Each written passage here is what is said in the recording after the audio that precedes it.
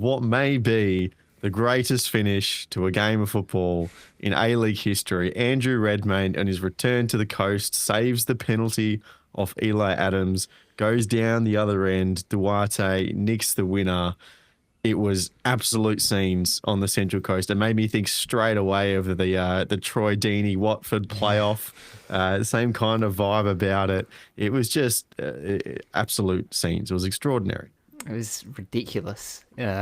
Just like, yeah, from like a penalty save, sure, but then there's the follow up, and Lucky Rose at the far post just does Yeah. everything but hit the target, and sends it wide. And the Mariners players are celebrating like crazy because they think they've got the draw, and it's and it just gets kicked up the other end, and it's in the back of the net. So, no, it was kind of, yeah, crazy, obviously, but it was awesome to see as well. Just for everything that the Mariners have kind of gone through in this off season, to start the season off with a win against your rivals is pretty awesome, and to do so with a last minute winner like that, yeah, it was it was a crazy game, and I think already a contender for possibly game of the season, and it's round one, so Crazy. hopefully it's a sign of things to come this season. So, Christian, not only a win for the Central Coast, but their 3 goals puts them top of the table. So the ladder now reads Central Coast Mariners, Adelaide United, Brisbane Roar, Perth Glory, Wellington Phoenix. That's pretty much how we drew it up, right? That's basically upside down order. We had those Yeah. five teams probably in the bottom half. Like, it's just ridiculous. But I mean, it's just crazy. Like, that's a meme in itself, right? It's, before the season starts, where we're making jokes at Adelaide United saying, oh, they start with the letter A, and make sure enjoy the moment as much as you can before the season starts, because otherwise they're going to be bottom of the table or close to it. But it just goes to show, like, this season is going to be so unpredictable. And when we're doing our predictions last week, we laughed at a couple, but don't be surprised if you see obviously a couple of smokers come through. Someone like Brisbane Roar potentially might make the six. Like, there's just the gap is so close now. It really is. I think probably more so than ever before, arguably. So whether that's got to do with the talent pool, we know obviously clubs are focusing more on youth, but I think it's all these combination of things that's, making it so competitive. And that's obviously what we want from a neutral standpoint. One of the other massive storylines coming out of this week is Ufuk Talay and his role as head coach of the Sydney FC Football Club. Jacob, you were there at Cooper's for the first game of the season, kicked it all off on Friday night. Yeah. And Talay is a coach that comes into this season, in my opinion, as the most under pressure coach. And he got his new contract at the end of last season, the 1 year plus an option if the club wants it, because he underperformed last year. And given what happened with Steve Corica the season before that as well, we noted last week that was a trip to Adelaide that saw him come undone as well. I don't think any danger of Ufuk losing his job before next week. But when we look at these first few results in perhaps maybe a month's time, I don't think it's exaggeration to say that if Ufuk has another poor 2 or 3 games, they will be seriously asking the question in board meetings throughout the week. Yeah, I mean, it could have almost been a repeat of that Corica trip to Adelaide, had Adelaide converted a couple of those first half chances, and maybe it finishes 4-1, 5-1, and all of a sudden it's a really bad result. 2-1, I think, is a scoreline that kind of flatters Sydney a little bit. They had one good chance all game, which went in the back of the net. And outside of that, I think we're just completely played off the park by a really young Adelaide midfield in Luke Giselle and Ethan Alagich, who kind of just bossed it, and it was they were unstoppable. So I mean, Talay, you look at the squad that he's got there at Sydney, and I think I especially was saying this in my ladder prediction, that like I really like the squad that Sydney have put together. There's clearly a lot of talent there available to them. Maybe the biggest question mark is kind of in that final third, who's going to be your goal scorer, who's going to be your number 9 leading the line. But outside of that, they've got such good players available to them. They've got relatively decent depth, one of the best on paper backlines in the league. And then, Talay just seems to be struggling to get the best out of them. And I mean, there were a couple of players who looked not ready, unfit. Marcel Tisserand in particular, I thought looked completely out of shape. He was incredibly lethargic on the pitch, making mistakes. Like, it just did not look like the kind of player that I would have expected him to have been. And I don't know if that's just a match fitness thing, he's not up to speed yet, or if maybe that's just what he's going to be. And it's one of those kind of bust international signings that we see at the A-League. It's a bit too early to tell. But yeah, he was off the pace. You know, a couple of the other players coming in, Piero Quispe, you know, he had a couple of touches and a couple of moments where you could kind of see what he could be, but it felt like far too often he was just making mistakes. He wasn't able to kind of keep his head in the game. And then, of course, Victor Campuzano, who, I mean, he didn't get a huge amount of service. I think he did a decent job for the most part in finding space, but it's then actually doing anything with that space when you get the ball that he kind of struggled to do. So, yeah, like maybe it's just a case of give him a couple of weeks and they'll be fine. But we were saying this about Sydney last season, right? We were saying you just got to give him a couple of weeks and these guys will come good because they're such a good squad. And then it never happened. And they didn't even make finals. Well, what's the one big holdover from last season is the coach. So, you know, as much as I do think there is some, you know, I do really like the ambition of what Tale tries to do, but it's clear it just doesn't work. Whether it's just it doesn't work with the Sydney side, whether it just doesn't work in this league, I'm not sure, but it's clear it doesn't work. And I think he has to switch things up if he wants to keep his job, to be honest, because the way things are going with the talent that he has, the kind of investment they've made in the offseason in bringing players in, if he's starting the season off with a couple of losses, or just a really poor run of form where, you know, he's not scoring goals and he's conceded a lot, I think it's yeah, like you said, look, he's already coming into the season as the coach on the hottest of seats, and that's not going to cool down for him. So yeah, look, he's on tenterhooks at the moment, to be honest, because it's just not been a great start for him.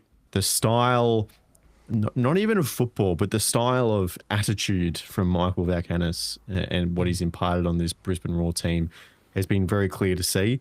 The quote and the mantra from that camp is anytime, anywhere, anyone, just find a way to win. And that was a quote that he echoed in the post-match and has been, as I say, this kind of mantra that we've seen a couple of times from the Roar.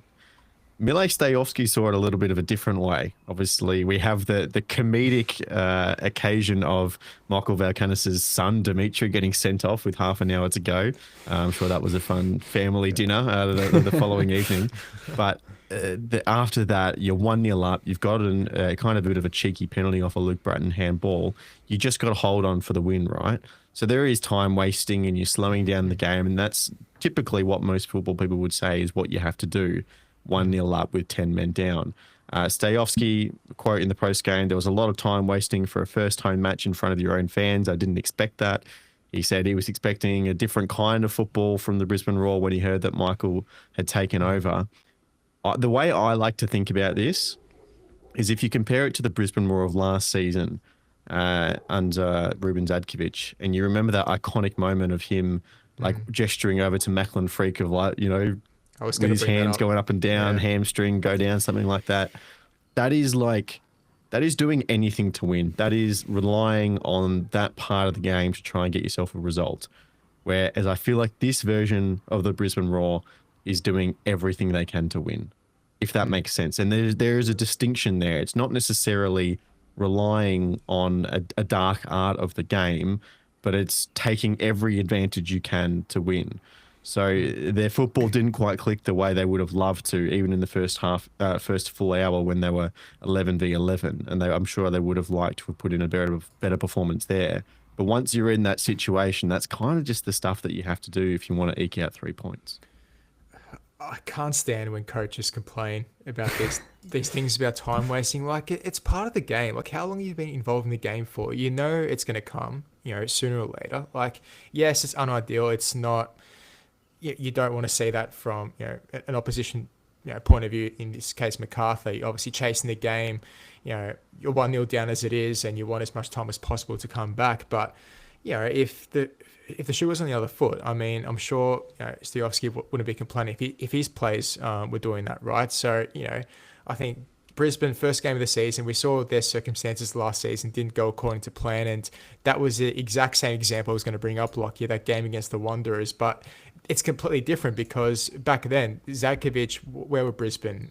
Second last, maybe last, heading with last, the bottom two positions. And, I think it was 2-2 in that game. And Zakovic was telling his players to go down. The difference there is, you're second last anyway, or bottom of the table. Just go for the win. Like, you got nothing to lose. Whereas this game here, with Volcanis, round one, everything's on the line. Like, 3 points to kickstart your season is everything, right? So you do whatever it means possible to get that win. And whether that's, they were doing a couple of times switching around the throwing plays. I love the dark guys. I love their side of the game where you find little inches to just get the better of the opposition. And it's just, from an opposition point of view for Stiovski, it's something you just got to deal with. You got to tell your players, look, this potential possibility, it can happen, and you've got to move on with it, right? That's not the reason why MacArthur lost, right? But like, it's just not. So, you had ample time, have the ball, possession, break Brisbane down, couldn't do it. So, even if you had the man advantage, that's even more reason why,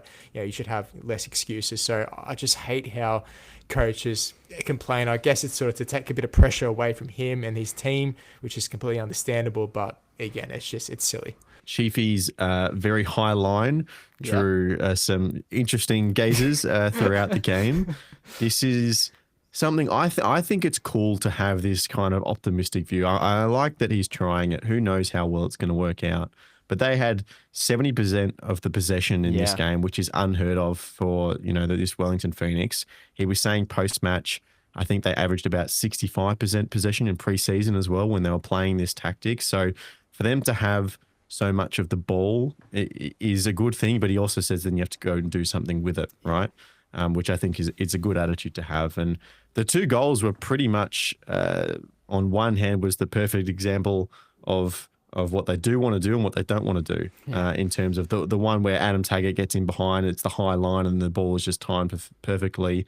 The defenders aren't kind of square to where they're trying to go, so they have to do a small turn, and all of a sudden Taggart's in behind, and that'll happen very quickly. But the goal they scored to make it 2-2, the equaliser, was a really perfect, fluid build-up moment for Wellington that is exactly what they want to do. This is what the system is trying to achieve. So it is week one, it is the distance derby, that to travel a long way, so there is time to improve it. But I think we see kind of the best and the worst of what we're going to get from Chiefy's Wellington this season. Yeah, it's that was very much a case of could have been, had things kind of capitulated a little bit. And I think had they not got that goal right on the stroke of half time through Eze, like, I feel like that could have been, Perth just run away with it after half time, and they keep kind of exploiting that high line. But I think once Wellington got that goal back and they felt they were kind of in the game, they could control the game through possession. It is very, very drastic, like a difference to how Chiefy has set his teams up in the past. He's always talking about, well, you don't need possession to control the game, right? And he's always talking about attacking without the ball, right? And, that sort of stuff. Well, this time it was defending with the ball, where if you control the possession, the other team can't score because you've got the ball. So it's like, it's kind of a complete 180 from where he was just last season. So it's very interesting to see how that's shifted so dramatically. But look, there's signs there that at least he's trying to change things, which is more than can be said for some other coaches in this league, right? Because when they come across road bumps, like we were just talking about with Tale, it's like they just stick with the same thing, even if it's not working. It's like, well, sometimes maybe you do need to change things up. And with Chiefy, he's got a completely different team to what he had 2 seasons ago when the Phoenix were flying, right? So, he's got to change things up because he's not going to necessarily be able to play that same way with the players that he has now. And, I think that he's kind of maybe found something that might work. A high line is always going to carry a lot of risk, just inherently, because you're leaving a lot of space in behind, and we saw Perth exploit that a lot. But that's the kind of thing that can kind of get tidied up as the season goes on. Obviously the goalkeeper needs to have that confidence to be able to command his box as the only person there as well, which aleaguemen, last season he's playing with a very deep defensive line, so he's not commanding it alone. He's also got his defenders there to kind of operate with, so it's a big change for him too. But it's the kind of thing that can get ironed out as the season goes on. So, at least he's trying something new. I think that, the goals they did score, there's a bit of something to the goals that Eze goal especially I thought was class. The way he was able to kind of find the space between the lines, draw Caltac right up to him, and then just burst in behind, still being onside because he's drawn Caltac so far forwards, and a good ball in behind too, and a great little dinky finish over the keeper. That's kind of, if that's what we can expect from the Phoenix, they could be a very good side to watch play football. And I think, yeah, just for them, it's this getting accustomed to having the ball a lot and how they kind of then are able to use that to their advantage going forwards. Because in the past, it's always been get the ball and just kick it and just go straight up. Last season it was Costa Barbarouses, right? Try and find him in behind and hope that he can finish the ball. Whereas this time they've kind of got a few more options, I feel like, when they've got as much possession as they did have against Perth. So yeah, like it was exciting to see him change things up. Hopefully it works because, I really like Chiefy. I think he's a great coach. He's a great guy. And, it's difficult not to like the Knicks as well. So yeah, I feel like, maybe they found something that's going to work. But it's worth giving it a shot rather than just tossing out the same thing that didn't work last season.